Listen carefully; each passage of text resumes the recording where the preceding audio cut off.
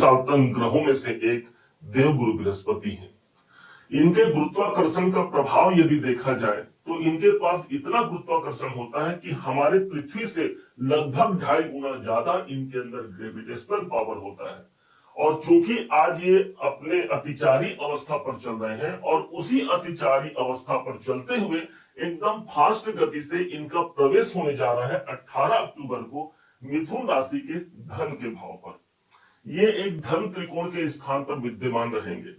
गुरु की प्रभुत्वता को यदि देखना है तो इस बात से अंदाजा लगाया जा सकता है कि जिस समय पर ये अपने उच्च की राशि पर प्रवेश कर रहे हैं 18 तारीख को, उस समय पर स्वयं देव गुरु बृहस्पति को मिलाकर के 5 ग्रह गुरु के ही नक्षत्र पर होंगे, जिनमें से मंगल, बुध, स्वयं गुरुदेव और राहु और शनि जैसे बड़े ग्रह विद्यमान होंगे। तो वहीं पर एकमात्र चंद्रमा जो किसी के पकड़ में नहीं आता, वो गुरु के पकड़ में रहेंगे, अर्थात चंद्रमा की राशि पर ये प्रवेश करेंगे और इनकी उच्चता बरकरार रहेगी। ये जो आप प्रेडिक्शन सुनने जा रहे हैं, ये ठीक 18 अक्टूबर 2025 से लेकर के 31 अक्टूबर सन 2026 तक रहने जा रहा है, अर्थात 1 साल का हम प्रेडिक्शन लेने जा रहे हैं। इस वीडियो को हम 3 भागों में विभक्त कर रहे हैं। पहला डेट होगा, आप देखिएगा जिस समय पर गुरुदेव यहाँ पर रुकेंगे, द्वितीय भाव पर रुकेंगे, धन के भाव पर रहेंगे 48 दिनों तक। उसके बाद ये वक्री होकर के पुनः फिर से ये मिथुन राशि पर आएंगे और फिर से ये मार्गी होकर के एक घर आगे प्रवेश करेंगे, मतलब जहां से इन्होंने यात्रा आरंभ की थी वहीं पर पहुंचेंगे। समझिएगा, जानिएगा कि क्या इसका रिजल्ट निकल के सामने आता है, क्योंकि कहा गया है कि गुरु की दृष्टियों में बड़ी शक्ति होती है और जहां पर गुरु होता है वहां पर दीपक तले अंधेरा कहा जाता है। आखिर क्या है उसका ये पूरा माजरा, इस बात को भी आप भली भांति समझिएगा। प्रारंभ करते हैं 18 अक्टूबर के डेट से, जिस दिन गुरु हमारे धन के भाव पर आएंगे। स्वाभाविक सी बात है, जब गुरु जैसा एक प्रभावी ग्रह हमारे द्वितीय भाव पर आएगा तो आर्थिक परिस्थितियों को ये मजबूत बनाएगा, क्योंकि गुरु को बढ़ोतरी का कारक कहा गया है। गुरु वो बढ़ोतरी नहीं जो राहु के द्वारा मिलता है ना, राहु रातों रात बढ़ोतरी कर देते हैं, लेकिन सबसे ज्यादा उसे टिकने नहीं देते, वापस भी ले लेते हैं। लेकिन गुरुदेव जब द्वितीय भाव पर रहेंगे 4 नंबर की राशि पे, तो वो धन जो हम प्राप्त करना चाहते हैं वो टिकेगा और बढ़ोतरी के अवसर को हम देख पाते हैं। अब यहीं से इनके पास जो दृष्टि है, पहली दृष्टि पड़ेगी 1, 2, 3, 4, 5, 5वीं दृष्टि पड़ेगी ठीक 6ठे भाव पर। तो जो लोग नौकरी कर रहे हैं, नौकरी में मान सम्मान की प्राप्ति करना चाह रहे हैं या नौकरी के जीवन को लेकर के परेशान है, निश्चय जानिए गुरु जैसे ग्रह की दृष्टि का पड़ना हमारे आर्थिक मामलों को तो सुलझा ही रहा है, साथ में नौकरी जॉब से जुड़े हुई यदि कोई प्रॉब्लम है, उस प्रॉब्लम से हम बाहर निकल करके एक अच्छे परिवेश को देख पा रहे हैं। क्योंकि 6ठा भाव हमारे रोग, ऋण, रिपु का होता है। 6 जो रिपु होते हैं वो 6ठे भाव से ही देखे जाते हैं। तो यदि हमारा स्वास्थ्य अशांत है, स्वास्थ्य में कोई नरमा गर्मी है, वहां एक स्वास्थ्य के लिए अच्छी चीज हो गई कि वहां से हमको एक सुंदर स्वास्थ्य की ओर हम आगे बढ़ पा रहे हैं। किसी कारण से कर्जे अधिक बने हुए हैं, तो ये बात सुनकर के परेशान मत होइएगा कि गुरु की दृष्टि कर्जे भाव पर पड़ रही है। ध्यान रखिएगा, गुरु की दृष्टि जहां पर भी पड़े उस स्थान को वो पवित्र कर देते हैं, मतलब वहां पर ईश्वरीय आशीर्वाद मिल गया। कहां मिल गया? मेरे रोग पर, मेरे कर्जे पर, और यदि कोई शत्रु बने हुए हैं तो उन शत्रुओं पर भी गुरु का आशीर्वाद मिल गया, अर्थात मेरे शत्रु इस समय पर नहीं रहेंगे। किसी कारण से यदि हम कोर्ट केस से जुड़े हुए हैं, हो सकता है उस कोर्ट केस में हमको निपटारा नजर आए और कोई अच्छे मामले तक हम पहुंच पाए। यहाँ अब गुरु के पास एक दृष्टि और आती है और वो सीधे आ रही है आपके करियर के घर पर, 10वें भाव पर। गुरु, बड़ी बात यह होगी कि गुरु अपने ही घर पर इनकी दृष्टि रहेगी और यहाँ पर ही हमको शनिदेव बैठे मिलेंगे और यहाँ पर शनि और गुरु का यहाँ पर एक योग बन गया, जिसके माध्यम से यदि कार्य क्षेत्र पर, कैरियर में कोई रुकावट हम फेस कर रहे हैं तो गुरु की दृष्टि आ गई। अब हम अपने कैरियर पर आगे बढ़ सकते हैं, एक अच्छे माहौल को ले सकते हैं। कोई इंक्रीमेंट कराना है, कोई विदेशों से जुड़ा काम कराना है, कोई शुभता या सफलता तक हमको पहुंचना है, तो निश्चय जानिए गुरु की दृष्टि का पड़ना हमारे कैरियर के लिए एक उच्चतर परिस्थितियों को जन्म देगा, अर्थात वो उच्चता हमको अपने जीवन पर देखने को मिलेगी। ये जो आप अभी अभी प्रेडिक्शन सुने हैं, ये प्रेडिक्शन था 18 अक्टूबर से लेकर के 5 दिसंबर सन 2025 तक। अब दूसरे प्रेडिक्शन को बड़े ध्यान से समझिएगा, क्योंकि सारा खेल अब बाकी के जो 2 डेट बचे हुए हैं उसमें है।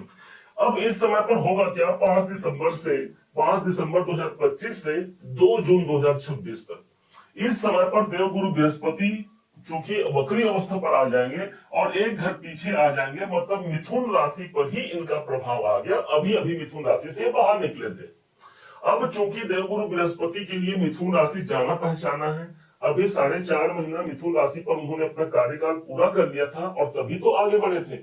इस हिसाब से यदि समझा जाए, इस लॉजिक को यदि पकड़ा जाए, तो मिथुन राशि के लिए तो एक अच्छी स्थिति हो गई ना, जहां पर गुरुदेव इस भाव पर आकर के सीधे इनकी दृष्टि पड़ती है भाग्य के घर पर और एक दृष्टि पड़ेगी पंचम भाव पर। तो ये बीच का जो समय रहेगा, इस टाइम पर हम अपने भाग्य का साथ ले पा रहे हैं। बच्चों से जुड़ा कोई काम करना है, कोई संतान से जुड़ा काम करना है, अच्छी वहां पर बात आ गई, गुरु की दृष्टि आ गई, हमारा डिसीजन बड़ा क्लियर हो गया कि हाँ भाई हमको यही काम करना है या यही डिसीजन पर हमको आगे बढ़ना है। क्योंकि नवम भाव पर दृष्टि है, तो जो विद्यार्थी है उच्च शिक्षा की प्राप्ति कर रहे हैं, अब वो ज्यादा क्लियर होकर के अपनी शिक्षा को पूरा कर पाएंगे।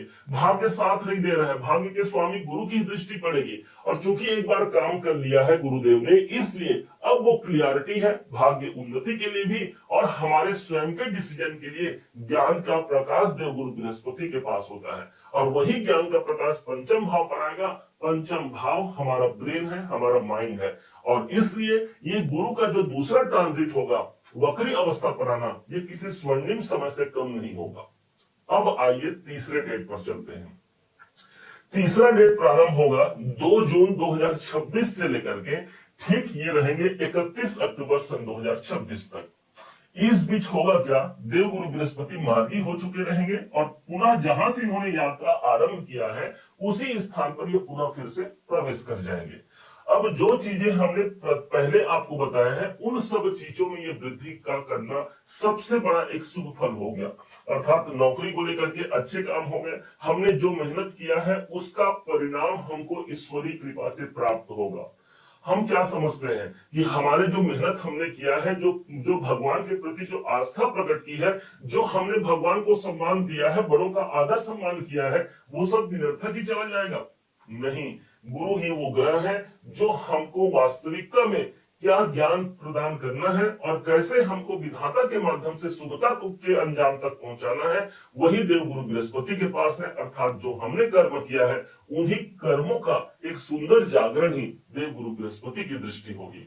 क्योंकि इनका प्रभाव पुनः फिर से 31 अक्टूबर तक मिलने जा रहा है हमको सीधे हमारे दसम भाव पर। तो जो काम हमने छोड़ दिया है उस काम पर फिर से जुड़ने का यह वातावरण देखने को मिलेगा। अब यदि आप इसे अपने कुंडली पर भी अप्लाई करना चाहें, तो जब भी आपको कुंडली पर देवगुरु बृहस्पति को अपने कुंडली पर देखना है तो ध्यान दीजिएगा, जहां पर गुरु बैठे हैं और इनकी दृष्टि जहां जहां पड़ रही है गोचर वाले गुरु की, वहां से अपने कुंडली के गुरु को आप मैच कीजिए। यदि उन स्थानों पर आपके कुंडली में गुरु मिल जाए या जहां गुरु है वहां पर आपकी कुंडली में गुरु है, तो समझ जाइए कि ये जो प्रेडिक्शन जो अभी अभी हमने कहा वो बल्कि ज्यादा मजबूती से मिलेगा। हम ये नहीं कहेंगे कि मिथुन राशि के सेकंड हाउस पर गुरु है, बल्कि हम ये कहेंगे कि मिथुन राशि के सेकंड हाउस पर गुरुदेव का विद्यमान होना, उनके कुंडली के गुरु के ऊपर से उनका ट्रांजिट हो रहा है और गुरुदेव जिस भाव के स्वामी है उस भाव को एक्टिवेट करेंगे। अर्थात सप्तम भाव आपका बिजनेस, आपका दाम्पत्य जीवन और दसम भाव आपका कैरियर, आपका प्रोफेशन। और इन्हीं सब चीजों के लिए गुरु का ये वरदान किसी बड़े ओहदे, बड़े मान सम्मान से कम नहीं होगा। आप सब इसका लाभ उठाइए और अपने जीवन में अपने ईश्वर को आराधना करते हुए, अपने कर्म क्षेत्र पर अपना ध्यान रखते हुए इस गुरु के शुभता से, इस प्रभुत्वता से अपने आप को सराबोर कीजिए। उम्मीद है आप सबने इसे समझा, आप सबने इसे जाना है। यदि आपने इसे समझा है, जाना है और मेरे समझाने का प्रयास यदि आपको सार्थक लगा हो, मेरे समझाने का तरीका यदि आपको सार्थक लगा हो, तो हर बार की भांति इस बार भी अपना प्यार भरा लाइक और कमेंट करना कभी मत भूलिएगा। और हाँ, यदि अभी तक आपने चैनल को सब्सक्राइब नहीं किया है, सब्सक्राइब जरूर कीजिएगा। पुनः एक बार फिर आप सभी का दिवस बहुत मंगलमय हो, इन्हीं शुभकामनाओं के साथ। जय श्री राम।